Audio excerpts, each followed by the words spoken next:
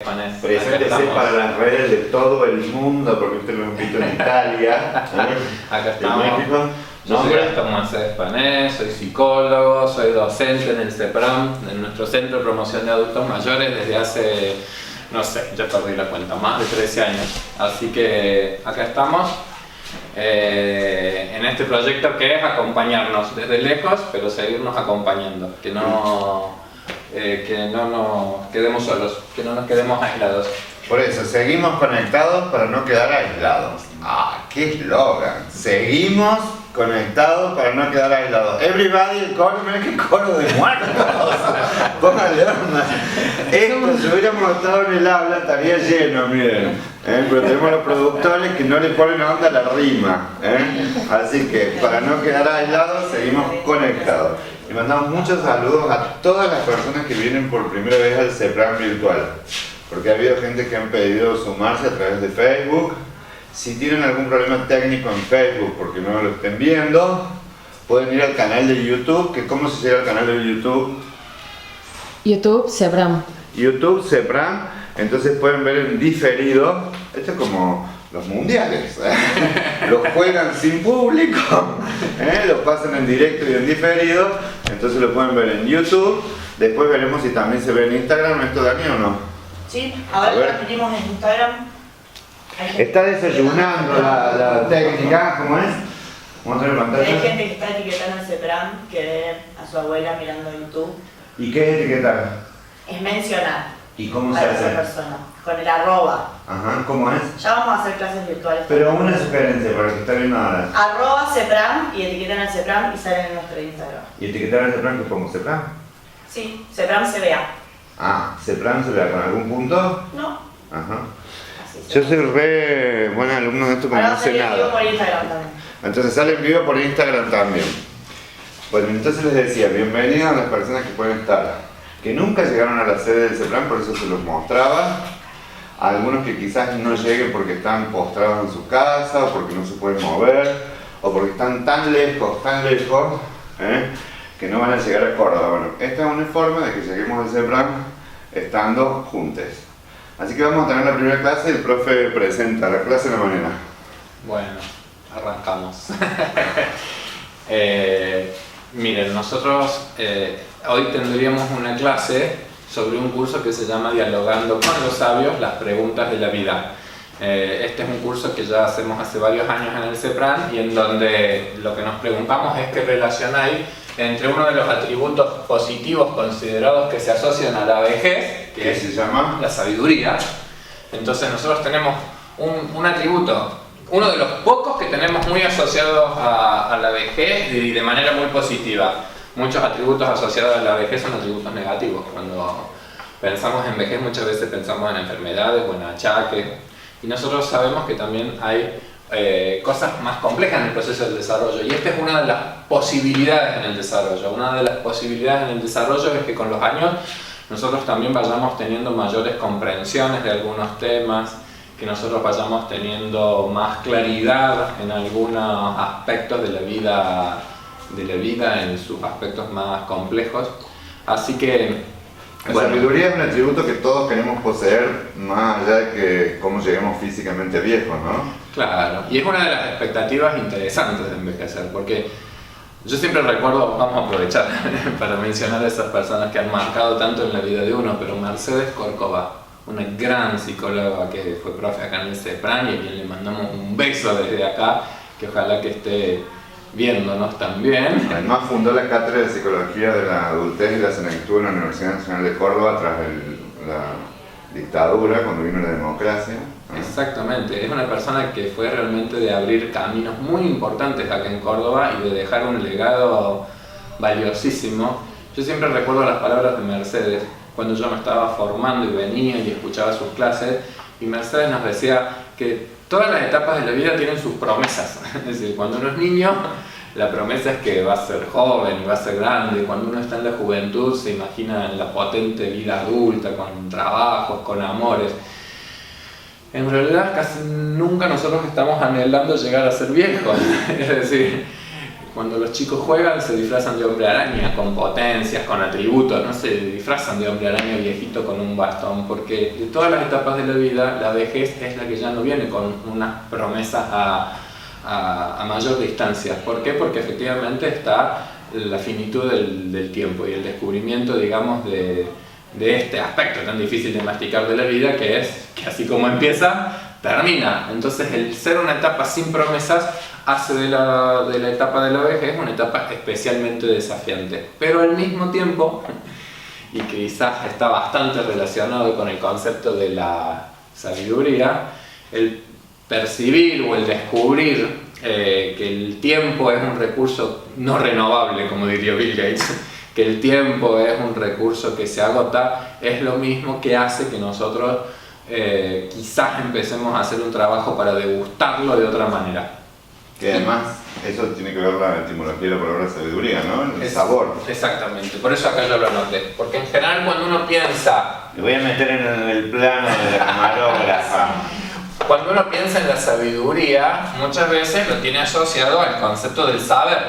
Y efectivamente, la palabra saber tiene la misma raíz, la misma etimología que la palabra sabor. Entonces la sabiduría tiene que ver con el saber, pero también tiene que ver con el sabor. ¿Por qué?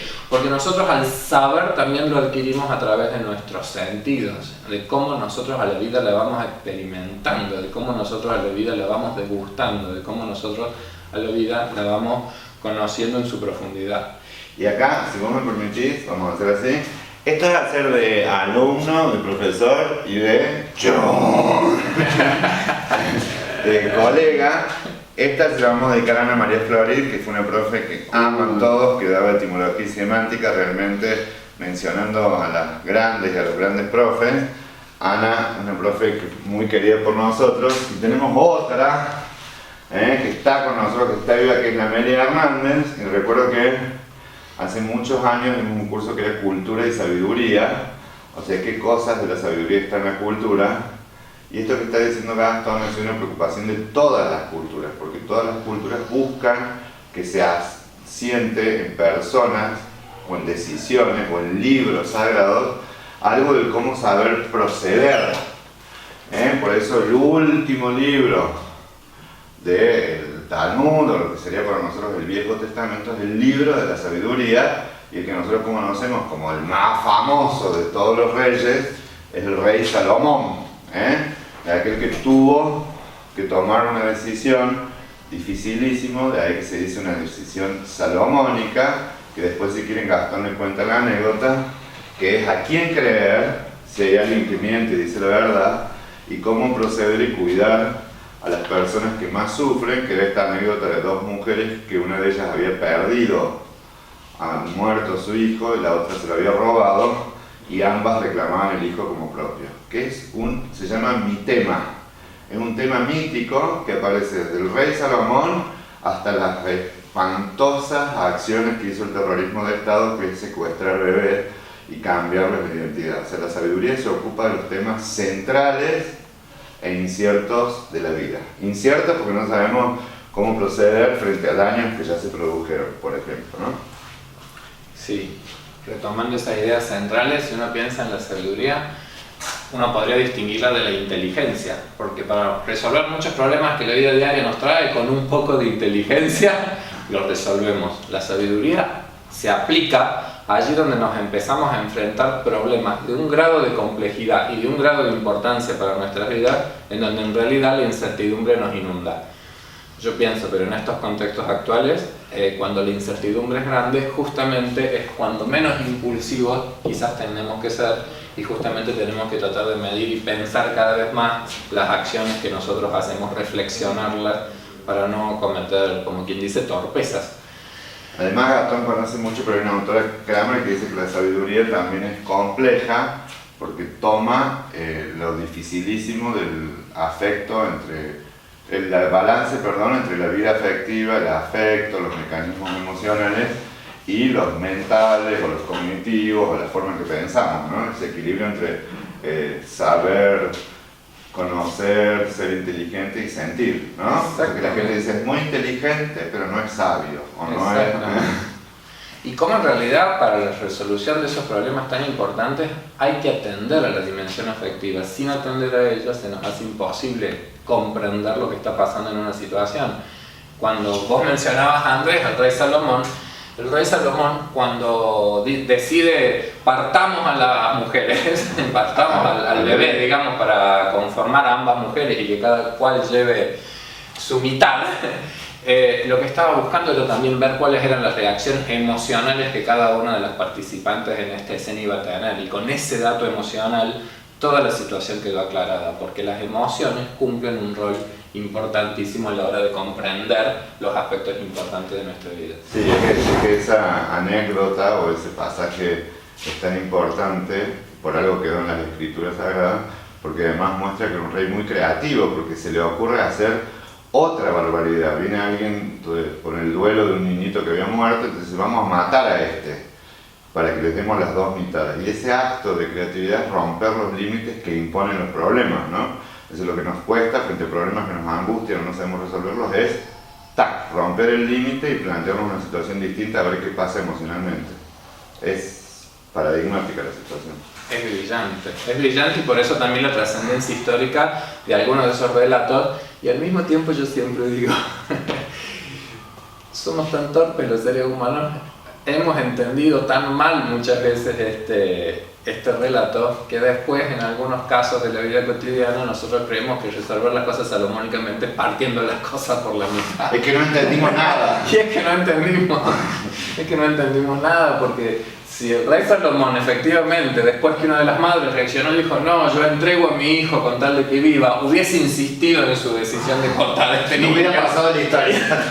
Pasaba la historia como el rey de los necios, como el rey de los torpes, como el rey de los once, y probablemente su gobierno, lejos de haber sido un gobierno recordado por su sabiduría, hubiese sido recordado por su torpeza, por su autoritarismo. Y en las historias de la humanidad, siempre que nos encontremos con momentos muy oscuros de la vida humana, es que lo que está reinando, lejos de ser la sabiduría, es algo del orden de la necedad, que nos aleja de la paz y de las convivencias colectivas y empieza a construir en este mundo cosas horrorosas. Entonces, como para hacer una primera pausa y para que vayan llegando a clase, porque de los puntualísimos que eran 14 ya estamos cerca de 100.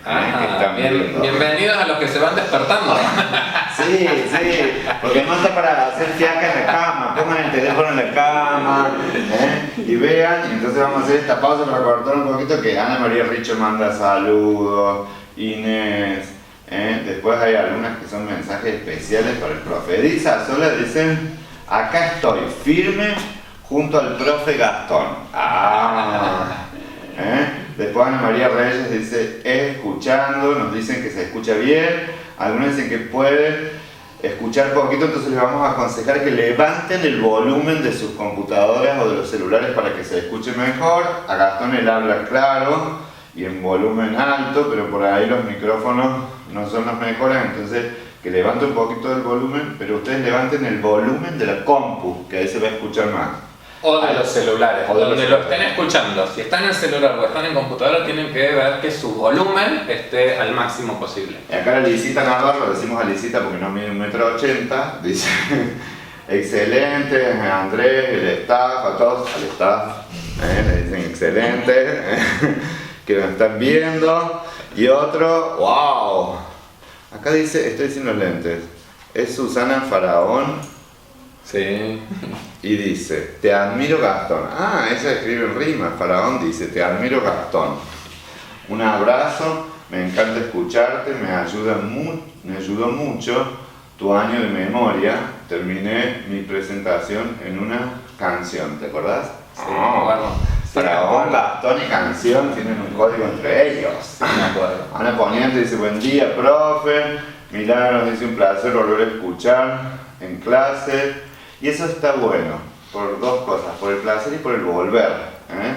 Por algo hay un tango y una película que el volver quiere decir que uno vuelve o retorna a algún lugar de placer, de alguna huella que nos hace reencontrarnos, aunque sea de este modo.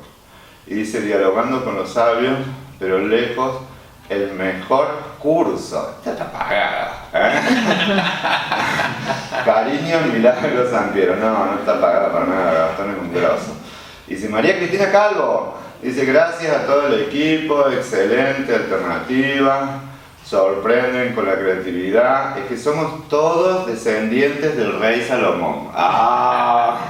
Es nuestro segundo apellido. Los que enfrentan las incertidumbres de la vida y siguen los mensajes, Susana Galíndez, son increíbles, siempre acompañándonos en las buenas y en las malas. Nunca nos dejen solos. Eso suena romántico, no me abandones. Y excelente, me demoré en entrar, tranquila. Porque estoy familiarizada con Facebook. Bueno, van aprendiendo de a poquito y búsquese. Seguimos con la clase entonces sobre dialogando con los sabios. Y estábamos en la relación que tenía la sabiduría con la edad. Voy a volver acá un poquito porque acá yo lo anoté, así como vos mencionaste el rey Salomón, que es de la tradición judeo-cristiana, en la tradición griega también está la sabiduría muy presente, ni más ni menos que con la diosa Atenea.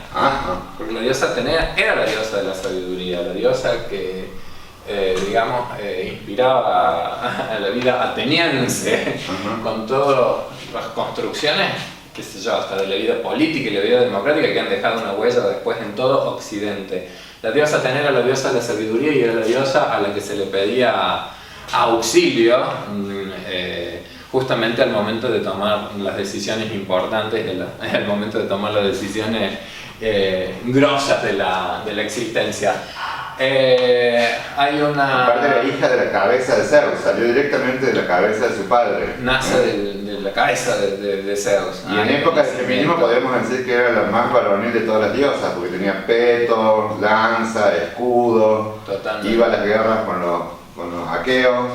Totalmente. Y en la metáfora de Jasón y el argonauta, Jasón y los argonautas, Jasón... Hay que explicar un poquitito. Sí. El mito. En ese mito, digamos, a ver, la historia de Jasón es que en una de sus trayectorias tiene que pasar entre dos grandes monstruos, entre Escila y Caribdis. Así como nosotros conocemos la expresión de estar entre la espada y la pared. Me estamos refiriendo a Ulises. No. En la parte de Jasón, sí. No, también. Porque también Ulises va a pasar por ahí. Sí. Pero Ulises se va a estrolar un poquito. Sí. Ese es mi ídolo, por impulsivo. A ver, vamos por partes. En la mitología griega, así como nosotros decimos estar entre la espada y la pared, en la mitología griega hay una expresión que es tener que atravesar entre Escila y Caribdis. Escila y Caribdis son son la metáfora de dos grandes peligros, son dos monstruos, a mí se me mezclan, cuál era el monstruo de 8 cabezas, si Escila o Caribdis, cuál era un remolino. Entonces, cuando los navegantes... Básicamente era la peligrosidad y que hay que atravesarla. Atravesar dos grandes peligros, ¿sí? Si alguien ha hecho algún viaje por el sur de Chile, hay partes en donde los barcos tienen que ir con mucho cuidado porque están muy cerca de paredes rocosas, entonces hay partes que nosotros sabemos que es como la vida, en donde tenemos que ir como con una cautela, como con una prudencia muy grande porque estamos como muy rodeados de muchas cosas muy peligrosas. Entonces en la mitología griega, Escila y Caribdis eran esos dos grandes monstruos. Ulises, en su regreso a Ítaca, tiene que pasar con su nave entre esos dos grandes monstruos y Ulises no salió indemne, porque Ulises en su viaje, si bien la nave logró atravesarla, se acercó a uno de estos grandes monstruos y parte de su tripulación fue devorada. Y sacrificando, como quien dice, algunas de esas partes, él igualmente logró viaje. En cambio, quien pasó sin ningún daño fue Jasón. Jasón pasa, pero Jasón pasa porque en la proa de su barco estaba la diosa Atenea. Y esa es un poco la metáfora de este mito.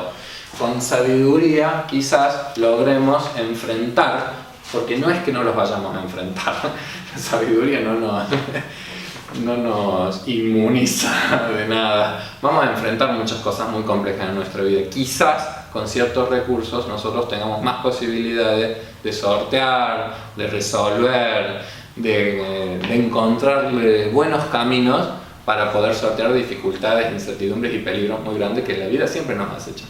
Sí, si vos me permitís, soy Andrés Urrutia. Para los que están Para los que no me ven, estoy del otro lado, estoy filmando. Y hay una cosa muy bonita en la comparación de los mitos. Nosotros entendemos que mitos son formas de dar respuestas a problemas importantes pero inciertos de la vida como un cuento. No es el logo del saber científico. Y la diferencia grande entre Jasón y Ulises parezca mentira o no, es la edad. Jasón en realidad aparentemente es alguien que puede salir con éxito sin ser tocado porque Atenea lo guiaba. En cambio Ulises está en el viaje de vuelta, que es 20 años después de que él dijera que no quería ir a la guerra, y se hace loco, ¿no?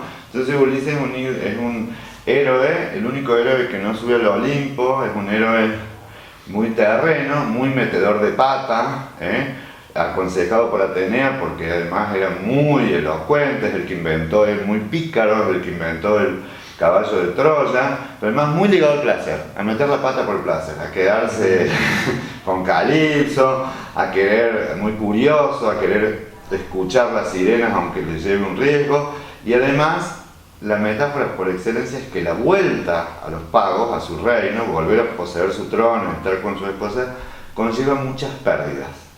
Él llega desnudo a Ítaca, llega en una tabla de madera, no lo reconoce nadie excepto su perro, y después la criada, la mujer no lo reconoce, pero aún así llega con fuerza como para recuperar el trono, y la famosa anécdota de que solo con una flecha mata a 12 de los ocupantes del trono. Eso es una metáfora que dice que Ulises estaba viejito, pero tenía fuerza para tensar el arco y sobre todo para conquistar a su mujer. Entonces es también una historia de pérdidas, ¿no? Y de decisiones, algunas sabiamente tomadas y otras impulsivamente tomadas, que es más o menos lo que somos todos. Somos personas que nos equivocamos, pero Ulises tenía una gran virtud, que era muy inteligente, aconsejado por Atenea, pero además utilizaba el lenguaje, la elocuencia, ¿no? Y eso sí es una cosa asociada a la sabiduría, que en qué medida el lenguaje va haciendo que nos demos cuenta de cuestiones que pensamos, que sentimos, etc.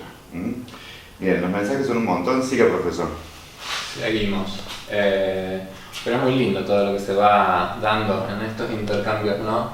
Porque digo, ahora estamos encerraditos, es el momento de agarrar la Ilíada, la Odisea, volver a los clásicos, porque en los clásicos hay muchas cosas encerradas que nos pueden ayudar a eso, a reflexionar. Y no desmerecer las versiones fáciles.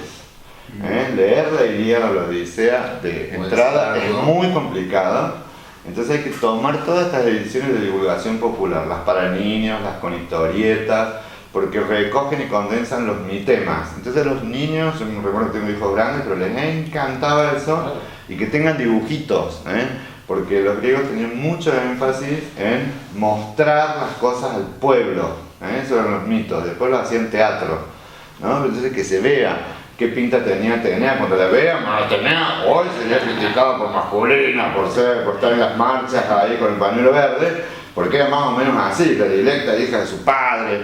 Entonces miren y lean aún las cosas para chicos que son muy buenas, no hace falta ser sesudos. Sigamos. Bueno, entonces ya hemos mencionado un poco que la sabiduría es un tema que atraviesa nuestra historia cultural, y bueno, y lo que íbamos a avanzar un poquito más hoy es ¿y qué relación tiene con la edad? Porque si nosotros pensamos que en general cuando nosotros pensamos en sabiduría pensamos en personas más grandes que nosotros. ¿Por qué? Porque la asociamos a cierta experiencia con las cosas importantes de la vida. Entonces la asociamos a que las experiencias nos habrían ido, como quien dice, fortaleciendo o engrandeciendo. Pero nosotros tenemos que distinguir. Una cosa es la sabiduría y otra cosa es la edad, porque con los años acumulamos años, no necesariamente capitalización de las experiencias que vamos teniendo, básicamente. Es decir, la experiencia va por un lado y todos vamos acumulando experiencia, pero como que uno podría preguntarse es en qué medida las experiencias que voy teniendo son, como quien dice, algo que nos provea de frutos, algo que nos provea de reflexiones, algo que nos provea de aprendizajes significativos a medida que nosotros las vamos experimentando. Cuando vos mencionabas a Ulises y su viaje, esto del retorno también me hacía acordar a el Martín Fierro. Entonces el primer libro sobre el Martín Fierro, con todos sus actos más impulsivos o todos sus actos más necios, y un retorno en donde tiene que hacer muchos esfuerzos de reparación y de comprensión de cosas que hizo en la vida. ¿Cómo era de necio y de impulsivo que decía, ni la víbora me pica ni quema mi cuerpo el sol. O sea, el típico joven imprudente, impulsivo, malandra, Y omnipotente. que quiere mostrar omnipotentemente todo lo que aún no va a poder.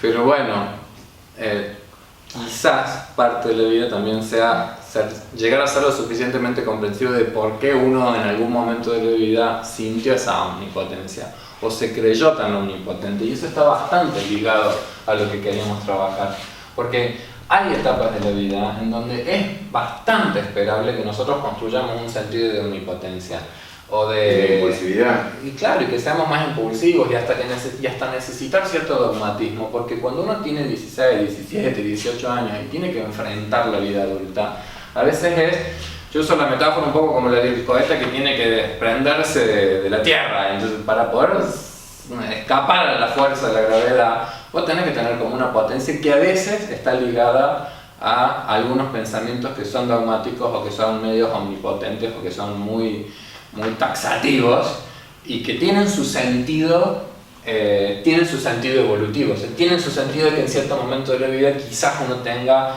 esa fuerza dogmática o esa... yo siempre doy el ejemplo de que cuando estaba egresando del secundario yo tenía la sensación de que me iba a llevar la vida por delante y cuando uno 25 años después ve las fotos de ese egreso, uno ve esa foto y dice wow, pero si era un niñito. Y era un niño, pero era un niño que creía que el mundo se lo iba a llevar por delante. Digo, y esto en dirección a no solamente a la juventud o a la niñez, en este caso podemos hacer así, me voy a poner acá si nos ven. Dale. Sino que decía Gastón, Gastón, a mí que te vean, que no solamente escuchen tu voz. Me están que viendo no sé a mí. cómo se hace. ¿Qué tenés que pagar? Pero ahí no veo nada. Pero no No, importa. da la vuelta. Ahí nos asiste. A ver, o hay un método de... Ahí. Gira así, ahí está. Sí. Brillante. Acabamos de aprender algo nuevo, que es cómo Girar la cámara. girar la cámara. Che, qué pelado que estoy. Bueno, eso voy conquistando como más pelada que sabiduría. Lo que decía Gastón, que tenemos ahí, tiene que ponerle el dedo ahí abajo porque tiene micrófono. Ahí. Lo que decía Gastón que es importante es que hay necesidades del desarrollo en la juventud. Es necesario la omnipotencia. Es necesario pensar que nos va a agarrar un virus, que vamos a ser inmortales. Por eso los héroes de la juventud, los de Marvel, los héroes como el grande, que todos por supuesto mencionan en la Ilíada, que es la ira de Aquiles, es el héroe de la juventud que es impulsivo, todo lo puede, todo se enoja y desconoce su debilidad que es el talón. ¿Pero por qué decimos que es necesario? Pues si no tengo esa negación sobre las dificultades del futuro, si no tengo esa cuota de dogmatismo que necesito para arrasar con todo, si no creo que todo lo que está dado hay que tirarlo abajo, difícilmente se produzca algo necesario que trae la juventud, que es romper con estructuras muy conservadoras y que se pone en juego la dialéctica cultural, que es entre las fuerzas que son más conservadoras, que las representamos los adultos, por ahí las personas grandes, y las fuerzas que tienen más a mirar críticamente eso que puede estar anquilosado. Y esto no quiere decir que todos los viejos están anquilosados y todos los jóvenes son visionarios, pero es una dialéctica intrínseca en el desarrollo cultural, pero que la encarnamos las personas. Si yo estuviera pensando a los 20 que puedo morirme, que efectivamente va a suceder, puede que tenga una depresión. Entonces, cometer los errores hace que después podamos hacer la vuelta de Martín Fierro, que dice cosas tan sabias para sus hijos, como se han unido, después de haber metido mucho la pata y de haber sufrido, y esto es muy importante porque no es solamente querer impulsivo, sino haber sufrido embates y enormes injusticias que vienen desde afuera, ¿no? Lo que decía Freud, fuentes de sufrimiento propias y que vienen de afuera, de cultura. Seguimos con Gastón y Borges. Hay una cantidad de saludos enormes. Ahí. ¿Dónde vamos vuelta a la cámara? Ahora damos vuelta a la cámara. Ahí, en ese botón. Es que estoy sin los lentes. Entonces no veo. Ponete los lentes. Entonces, bueno, saludos de Inés Pacheco Pen, de Cristina Cañaranz, que están maravillados con esto, que extrañan folclore. Ya el profe de folclore va a hacer unas coreos, nos va a mandar. Gracias a los profes, dice María Cristina González Durán. Un montón de mensajes. Anchi Bertoldo, leo Victoria Escobar, bueno, casi todos son de agradecimiento, lo cual nosotros estamos agradecidos porque yo, no sé, el equipo técnico y escuchadora, pero yo te disfruto enormemente las clases estas, nunca hemos tenido la posibilidad de hablar así sobre estos temas de esta manera. Mariana Urrutia, mi hermano empieza grande, dice excelente clase, te felicito Gastón, Andrés y chicas de Serrano, un beso, sigan dando saber a la comunidad. Sigamos. Bueno. Cristina Montoya, Nora Ganame. Entonces, un poco lo que estábamos hablando es de eso, es decir, de comprender también que la edad tiene mucho que ver. A ver, guarda una relación y que en etapas más tempranas sería más esperable que en algunos aspectos nosotros tengamos como algunas ideas más omnipotentes de nosotros mismos que tienen su sentido para enfrentar la vida adulta. Si a los 20 ya estamos con pocas ilusiones, con poca posibilidad de pensar que el mundo lo podemos hacer distinto, que lo podemos transformar o que tenemos cierta fuerza, es decir, quizás ya arranquemos la vida adulta con un déficit en fuerzas para poder hacer eso que yo digo que es como desprenderse de ciertos centros de gravedad, que es como poder arremeter con algunas cosas y efectivamente dejar algún tipo de impronta en la vida cultural de la cual uno va a ser partícipe, de lo cual uno va a recrear. Entonces hay un autor, hay un gerontólogo que fue también pionero en Argentina, se llamaba Leopoldo Salvarezza, que proponía que hay una etapa de la vida que quizás, y ligado a la sabiduría, puede tener que ver con el promover ciertos movimientos hacia lo que sí creo que sería un factor causal en el desarrollo de la sabiduría. Es decir, cuando nosotros decimos la edad tendrá algo que ver con la sabiduría, y mira, la edad no es un factor causal, pero puede ser un factor, no va a ser ni necesario ni suficiente. Pero la capacidad de ir reflexionando sobre las cosas que a nosotros nos van pasando en la vida sí tendría mucho más fuerza causal para entender por qué se desarrollaría un atributo.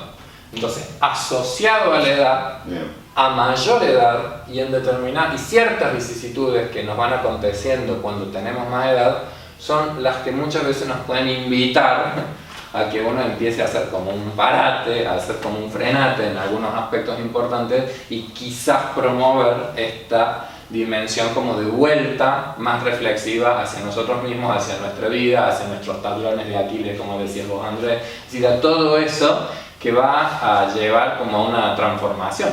Escuché tablones de Aquiles. No, los tablones de Aquiles. Pero volviendo a lo que decía recién en relación a la edad, como para pasarlo en limpio, ¿no? Cuando una variable está asociada, quiere decir que para llegar a la sabiduría se necesitará capacidad reflexiva, inteligencia, equilibrio emocional, tener conocimiento de la vida, ser observador, perspicaz, bueno, tantas cosas, y además es difícil que desarrollemos la sabiduría a los 5 años porque todavía estamos aprendiendo otras cosas.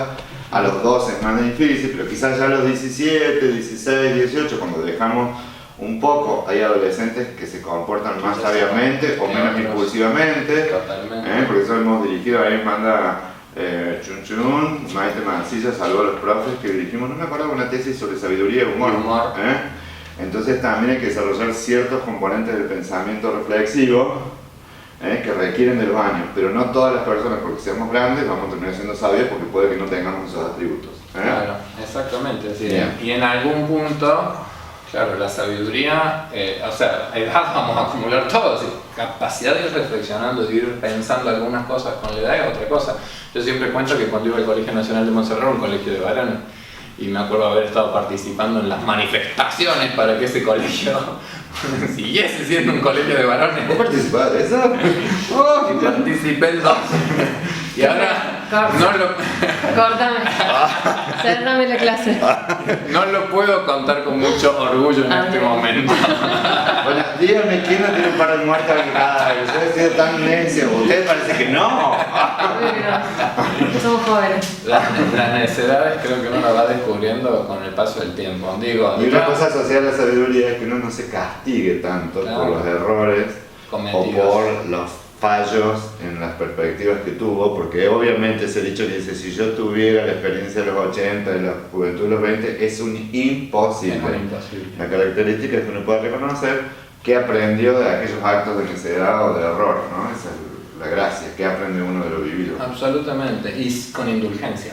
Es decir, porque la indulgencia es la capacidad de perdonarnos un poco algunas de esas absolutas necedades que hemos hecho o lo que hemos defendido, o cuando impulsivamente decimos, miren, impulsivamente siempre hemos dicho lo que después pensamos, ¿por qué dije tal cosa? Entonces digo, en esos momentos en donde nuestra emocionalidad nos gana o en donde nuestra impulsividad nos avasalla y lo emocional es muy fuerte, y si uno fue a un colegio, y si uno tuvo ciertas experiencias emocionales, es casi inevitable que uno de repente adhiera emocionalmente a cosas que la verdad es que son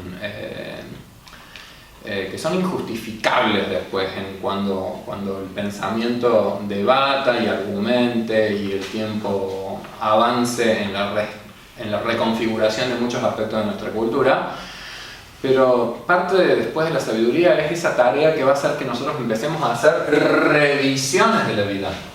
Que a su vez tiene que ver con las reflexiones que son previas. Claro, entonces esto es decir, cuando uno reflexiona, cuando uno revisiona, y revisar es justamente volver a ver. Pero ahora yo veo mi pasado, o yo veo mi propia historia y la veo con otros ojos. La veo con los ojos de alguien que efectivamente ha intentado pensar por qué hacía lo que hacía, qué me impulsaba, y quizás ahora entiendo y me entiendo más a mí mismo, en mis emociones, en mis aspectos identitarios, me entiendo más y entiendo más a la condición humana. Pero ahí podríamos decir que solo se puede reflexionar, o es imposible reflexionar o revisar, cuando en cordobés le aflojamos al super yo, o sea, cuando dejamos de castigarnos. En un cordobés psicoanalítico. Sí, ese es Freud en Córdoba, aflojarle al super yo, es decir, no ser tan severos con nuestros propios juicios, que en general las personas que son muy severas consigo mismos, muy exigentes, también son muy severas con los otros, entonces dicen que la juventud está perdida. Me voy a cruzar en la cámara. 1, 2, 3. Todo el tiempo. O muy exigentes sobre algunas formas, entonces son esas personas mayores que por ahí tienen un juicio muy severo sobre la juventud, sobre la política, sobre los problemas complejos, ¿no? En el sentido de que bajar y cultivar la indulgencia contribuye a mayor comprensión. El juicio no tiene que ver con la comprensión, sino que tiene que ver con el castigo, ¿no? En ese sentido hay una cosa que es importante, que quizás si no se reduce la impulsividad, que esté muy cerquita la reflexión del acto impulsivo, que no estemos neciamente dándonos la razón cuando efectivamente descubrimos que hay un quiebre en nuestro comportamiento que amerita reconocer lo doloroso, lo impulsivo o lo enojoso, que no tiene nada de malo. No hay nada de malo en enojarse, no hay nada de malo en perder los estribos. El tema es no perderlos siempre. El tema es no vivir sin estribos. Encontrar un equilibrium, en definitiva, porque si hay una palabra que por ahí se asocia a la sabiduría, es la idea de lo justo, o la idea de que hay cosas que pueden ser más equilibradas. Un balance. Un balance, un buen balance, lo cual no es evidentemente una tarea para nada sencilla. De repente es mucho más fácil de enunciar que de cultivar en nuestras propias vidas, porque, insisto, uno en la vida tiene momentos en donde quizás hasta es necesario cierta cosa más dogmática o cierta cosa más pasional para la realización de algunas cosas, pero así como eso es necesario en algunos momentos de la vida, quizás la mediana edad sean los momentos en donde uno pueda empezar a cultivar, o nos invite la vida a cultivar una posición un poco más reflexiva. Y sobre todo, cuando yo les mencionaba a Salvarezza, él dice, es un momento de la vida donde uno está empezando a tener como cierto deseo, o quizás impulso, o evidencia de que es un momento para revisar trayectos vitales que ya se han ido haciendo. Entonces, ¿cómo sabemos que estamos en la mediana edad? Bien, la mediana edad... ¿Nos damos cuenta? Es decir, la mediana edad no es tanto una cuestión cronológica, no es que podamos decir, bueno, esto acontece a los 30, a los 40, a los 50, sino que uno podría pensar más bien, es algo asociado a un momento vital en donde nosotros empezamos a percibir el proceso de envejecimiento. Porque cuando somos jóvenes tenemos la sensación de que el envejecimiento es algo que acontece a otros. Entonces, en algún punto la mediana edad tendría que ver con el momento en el que subjetivamente empezamos a percibir que esto que es el envejecer no es algo que tiene que ver con los otros y que quizás nosotros hemos proyectado cuanto más jóvenes somos, porque la vejez y la muerte es algo que nosotros proyectamos muy lejos, y está bueno proyectar la muerte lo más lejos que podamos, porque ser vital es querer estar vivo y es lo que estamos todos luchando. Pero la mediana edad, en algún punto, más allá del coronavirus, tenemos que poder proyectarnos. Y proyectarnos es eso, es decir, en algún punto sentir que vamos a trascender el tiempo y sentir que acá las cosas no se agotan ni se acotan, sino que hay posibilidad de seguir concentrándose en la vitalidad del presente. Entonces, en la mediana edad, digo, no hay una cosa de edades tan específicas o tan puntuales como por ejemplo, esto pasa a los 40, esto pasa a los 50, pero esto nos pasa en el momento en que, volvemos al cordobés, cuando nos van cayendo las fichas. O sea, cuando nos caen fichas de algunas cosas que antes no nos habían acontecido y que tienen que ver con que uno está creciendo, que uno está envejeciendo, que uno está dejando atrás la juventud. Y es un dolor, porque como todo lo que va quedando atrás es un duelo. ¿Se comprende? Y como todo duelo, hay aspectos que son del orden de la negación. ¿Cuánto nos negamos a usar los anteojos? Bueno, la memoria no recuerdo. Lo que recuerdo ahí es juventud, duelo en relación a la juventud. Claro, lo que estamos duelando es la juventud. Entonces, duelar siempre implica también una serie de etapas. Es decir, la primera es la negación, es decir, no, yo sigo siendo joven. Entonces, vamos a ver, digamos que de repente uno también en personas de mediana edad, de repente muchos comportamientos se asemejan a comportamientos de las personas más jóvenes. Entonces, negaciones, después tal vez enojos, iras, y parte del proceso de un buen duelo, no sé si la palabra es buen duelo, pero uno duele como puede las cosas, parte de cualquier transformación tendrá que ver con la aceptación del proceso en el que estamos inmersos. Pero también haber pasado la angustia, digo, no solo el enojo, no solo la negación, sino haberse sentido y tener la vivencia de tristeza y de angustia, ¿no? No gambetearla. No gambetearla. O que emerja, que las defensas posibilitarla. Que la sintamos. Y acá yo voy a levantar la mano así porque voy a hacer de alumno, ¿no? Sí. Porque hay alumnos que van diciendo cosas y dice Estela Montiel, muy interesante la charla de hoy, muchas gracias. Y ahora me doy cuenta de lo que necesito de mi nieto para que me enseñe.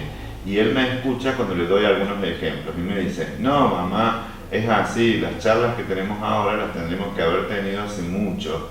Sigo escuchando. Bueno, esa es la imposibilidad, pero a su vez la riqueza del encuentro entre una persona grande y un nieto. O sea que, exactamente.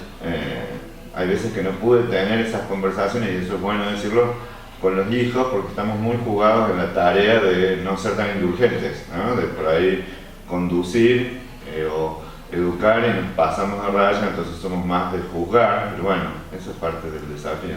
Con los nietos es más fácil. Y de repente creo que eso es uno de los ámbitos en el que más se ve las tareas de reflexión que uno ha hecho, que quizás muchas de las intervenciones que uno ha tenido con sus propios hijos, después uno empieza a ser más indulgente con los nietos, de una manera que quizás no pudo ser con los hijos, porque además son roles muy distintos, pero uno por ahí puede empezar a percibir cosas que se van flexibilizando justamente si uno va teniendo esas posibilidades de ser más reflexivo. Por lo menos siempre me acuerdo de una de mis alumnas que me decía, a mi hija no lo dejé faltar nunca al colegio. Y dice, y ahora cuando lo veo a mi nieto y veo un día como el de hoy, ¿y para qué lo vas a mandar al cole con este fresco? Es decir, digo, también afloja la podemos aflojar a muchas cosas, que no quiere decir que uno ha perdido metas, objetivos, al contrario, digo, a veces la indulgencia nos permite alejarnos de la severidad superyoica. La severidad superyoica a veces nos lleva a querer perfecciones, y ya lo vimos con Aquiles y ya lo vimos con Ulises. Más vale seamos humanos, no aspiremos a ser perfectos, que las cosas salgan bien, no que salgan perfectas, pero que salgan bien. Vamos viendo para que todos vean, tenemos 11 menos 10, entonces En unos 5 o 10 minutos vamos a ir cerrando para dar un recreo. Bueno. ¿De acuerdo? Todo el mundo puede ir a hacer pis. Aunque podés ir a hacer pis con el celular en tu casa. Nosotros no. Pero nosotros no, tenemos que hacer pis. Preparar el mate. Preparar el mate y siempre. ¿Qué harías en el recreo en tu casa? ¿Cómo sería el recreo en tu casa? Yo prepararía el mate sin ganas. ¿Vos? Mate. Qué ordenada. Yo haría otras cosas. Depende si estoy solo, acompañado. Entonces, 105 Borges y estás en Claro, 105 minutos quizás va a ser difícil poder leer, No, por eso, pero la claro. podemos dejar después por los medios virtuales para que accedan a 2 textos. A ver. ¿Cuáles son esos textos? Esos textos son uno que escribe Borges cuando tienes 80 años, 80 y pico, una entrevista que le hacen cuando ya tiene 80 y pico de años, y a Silvina Bullrich cuando está cumpliendo 70. Y de repente, a ver, ¿por qué son un lindo ejemplo esos textos? Porque plantean un poco cuáles son como las 2 salidas posibles de esto que nosotros decimos que puede ser una cuestión crítica de cómo uno vive el duelo de la juventud. Y Mercedes Corcova siempre insistía en la idea de que quizás este momento vital, según cómo lo elaboremos, y elaborarlo era negar, dolerse, enojarse de que la juventud, porque duele que la juventud quede atrás. ¿Quién no extraña el cuerpo de los 20 años? Uno querría la sabiduría de los 80 y el cuerpo de los 20. ¿Quién no extraña ese cuerpo? Pero duelarlo, angustiarnos lo que sea necesario y al mismo tiempo reconectarnos con las posibilidades que la vida nos ofrece. En esta cuestión crítica hay algo que puede ser una ganancia excepcional para los caminos que siguen, y es que efectivamente en nuestro horizonte aparezca la idea de la finitud. Muerte. Duele, pero está bastante estudiado que cuando en nosotros aparece la idea de la finitud en nuestro horizonte, empezamos a ser mejores selectores de cómo vamos a vincularnos con los demás y cómo vamos a cuidar de nuestros vínculos y cómo nuestras motivaciones entonces emocionales, el poder disfrutar de la vida, empieza a tener una relevancia y un significado mucho más grande que quizás otras metas muy ambiciosas que nos hemos puesto en otros momentos vitales, y empezamos muchas veces a disfrutar más de nuestra existencia a partir justamente del descubrir ese degustar. Ahora bien, eso va a tener mucho que ver con la resolución entonces de este duelo. Resoluciones que pueden ir por el camino, y por eso ahí les dejo simplemente como idea, el camino de la aceptación, que es lo que van a ver en Borges, el camino de la aceptación, dolorosa de muchos de estos aspectos, o quizás el camino de la negación de muchos de estos aspectos. Para quienes no ven de otro lado, por ejemplo en México, Jorge Luis Borges, un autor que ha trascendido las fronteras, como el coronavirus de Argentina, está en el mundo. Silvina Bullrich quizás sea menos conocida, pero es una contemporánea de Borges. Vamos a tener una clase de Borges con Germán Brignone, porque acá en un lugar de los pocos donde se mantiene hace más de 10 años un curso de Borges. Y si vos podés, vamos a anotar acá el texto, lo vamos a colgar. Y yo te diría que acá dejemos la intriga, porque vos decías algo que es muy importante, que contribuye la mitad de la vida a que tenemos percepción de que el tiempo es finito. Entonces capaz que nos demos cuenta que no podemos seguir con las mismas necesidades, con las mismas urgencias, que quizás tengamos que acercarnos más a lo importante, y la sabiduría sería descubrir qué es lo importante de la vida. Capaz que es también lo que podemos perder, ¿no? Las relaciones, el afecto, lo que efectivamente la gente dice que es la felicidad, que es un rato de encuentro con los amigos, un buen asado, si tenemos con quién hacer el amor, pasarlo bien, y si no tenemos con quién, por ahí a los mexicanos, nos damos una manita, porque eso es muy importante, porque también sabemos que se redescubre toda una dimensión de la sexualidad, de la compañía. Entonces, si vos te parece, escribamos cuál es el texto acá para que la gente lo busque, nosotros lo vamos a colgar, y la segunda parte de esta clase va a ser centrada en Borges y Silvina Bullrich como 2 opciones o salidas de la crisis de la mitad de la vida. El texto lo vamos a colgar y el nombre va a ser La reminiscencia y la nostalgia. La reminiscencia y la nostalgia, que es de Jorge Luis Borges. De ambos. O sea, el texto, nos vamos a poner el texto reminiscencia y la nostalgia. Nostalgia. Tienes que ver tu risa. Dolor Digo, o recuerdos. Y que por supuesto va a tener mucho que ver con cómo las personas están recordando, están duelando y están haciendo un recuerdo de este proceso, en donde puede ser que aparezca con fuerza aspectos más dolorosos o aspectos más reminiscentes, que viene a ser un recuerdo más... Para quienes quieran textos académicos, vamos a citar dos. Uno de un autor muy viejo, que es sobre la reminiscencia, un gran psicoanalista argentino que se llama Rolla, escribimos ahí, se escribe Rolla, Edgardo. Esto es técnico, Es muy técnico, sí. Edgardo Rolla. Pero es un psicoanalista argentino. Bien, que habla sobre las funciones de la reminiscencia, de Salvareza, de Polo Salvareza, bueno, no se llama Polo, se llama Leopoldo Salvareza, que tiene un texto que no me acuerdo del capítulo, pero lo vamos a poner, también de un colega que está vivo y es titular de la UBA, que es Ricardo Yacoub, se escribe Ricardo Yacoub, tiene textos hermosos, uno sobre la identidad, y vamos a colgar un texto escrito por Gastón Mancé y Pía Aymal. Bueno, sí. ¿O no? Ese es el de Cartel. Sí. No, ese es el de Cartel. Claro. Bueno, ese lo vamos a colgar después. También, sí. ¿Y el tuyo, que cómo se llama? A través del humor de Quino. De una Quino, lectura teórica un gran autor argentino. de lo que es la mediana edad. Y quizás colguemos una que ya la mencionamos, que es de Mercedes Córcova, que lo escribió ella, yo la ayudé en realidad, que es sobre las crisis que se van dando a lo largo de la vida. Y entonces pueden ser textos que lean que quizás, si ustedes no hubieran asistido a esta clase, sería muy difícil que lleguen. Entonces, para cerrar, para los que sean psicólogos que quieren textos más técnicos, buscar de Leopoldo Salvareza, de Edgardo Rolla, hay muchísimos publicados en otros idiomas. Este lo vamos a ver y vamos a retomar entonces con los textos de Silvina Burrich, y Jorge Luis Borges. O sea, cómo ir o a la reminiscencia, o sea, volver a recordar con cierto afecto o volver a revisar y recordar con dolor cuando se le ve nostalgia. Exactamente. Bueno, ¿alguna palabra de saludito hasta la próxima clase? Nada, un placer que haya personas que quizás estén viendo estas producciones que estamos haciendo acá en el CEPRAM. Gracias por todos esos mensajes amorosos que Marina es largo, Virginia Pacheco Pena, recibiendo. Ella toma café en el recreo. Yo café junto a ustedes. Gastón y Andrés, los quiero y les agradezco.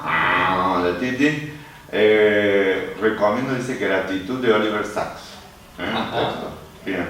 Viviana del Bianco, Inés Garzón, y vamos a preguntarle a nuestro nutrido público de psicología. ¿Qué tal la clase? ¿Pregunta? ¿Alguna pregunta? Muy bien, hermoso. ¿Algo que quieran saber? ¿Preguntar? Ya estoy en la mediana edad. ¡No! ¡Vos no! Yo también. He reconocido cosas. Puede que vayan de manera acelerada hacia la sabiduría, no necesariamente a la mediana edad. Que tomo el CEPRAM ya, ¿no? Bueno, en la próxima vamos a tomar el Salvareza, toma 4 indicadores psicológicos de si estamos en la mediana edad. Eso está bueno, ¿no? Sí, trabajar sobre esos vamos a 4. profundizar un poquito. Podemos profundizar, pero lo dejamos para la próxima. Que quede hambre para volver a comer. Entonces, en un rato, ya son las 11, vamos a trazar un poco la segunda clase, será las 11:10, con el profesor Urrutia. Hacemos así. Saludos a la pública y ahora saludamos al profe. Saludos. ¿Dónde está? Chao, hasta la próxima, que ahora voy el pelado. Oh, nos vemos en un rato. Nos vemos. Ahí está duelando.